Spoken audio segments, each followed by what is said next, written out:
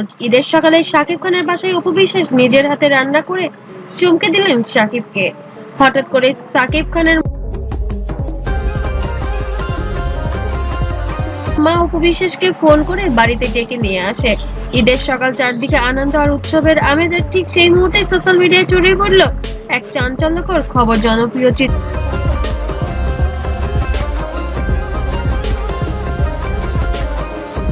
চিত্রনায়িকা অপু বিশ্বাস নাকি ঈদের সকালবেলাতেই হাজির হয়েছেন শাকিব খানের বাসায়। আর শুধু তাই নয়, নিজ হাতে রান্না করছেন শাকিব খানের জন্য।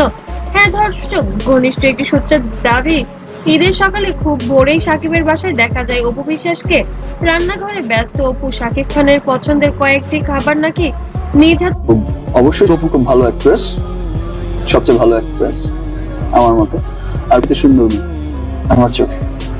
আমার কাছে যেটা ফিল হয়েছে, রান্না করেছেন তিনি গরুর রেজালা, কাকচি আর শাকিবের প্রিয় সেমাই। সবকিছুতে ছিল অপুর বিশেষ ছোঁয়া। এদিকে বাসার ভেতরের একটি ছবি ফাঁস হতে মুহূর্তেই ভাইরাল হয়ে যায় সোশ্যাল মিডিয়ায়। ভক্তদের একটাই প্রশ্ন, তাহলে কি আবারও কাছাকাছি আসছেন শাকিব অপু? কারণ একদিন ধরেই শোনা যাচ্ছিল যে ছেলে আবরাম খান জয়ের জন্য নাকি সম্পর্কটা স্বাভাবিক করার চেষ্টা করেছেন দুজনেই। আর ঈদের এই বিশেষ দিনে একসাথে সময় কাটানোর খবর যেন সেই গুঞ্জনকে আরো আগুনে ঘি ঢালার মতো হয়ে উঠেছে। কেউ বলে এটা সত্যিকারের ভালোবাসা, আর কেউ বা বলছেন সবই কি নতুন নাটকের শুরু। তবে বিষয়টি নিয়ে এখনো মুখ খোলেননি শাকিব খান, অপু বিশ্বাস কেউই। কিন্তু নেট দুনিয়ার ইতিমধ্যে শুরু হয়ে গেছে তোলপাড় আলোচনা। ঈদের সকাল শাকিবের বাড়ি, অপুর রান্না, সব মিলিয়ে যেন সিনেমাকেও হার মানাচ্ছে এই গল্প।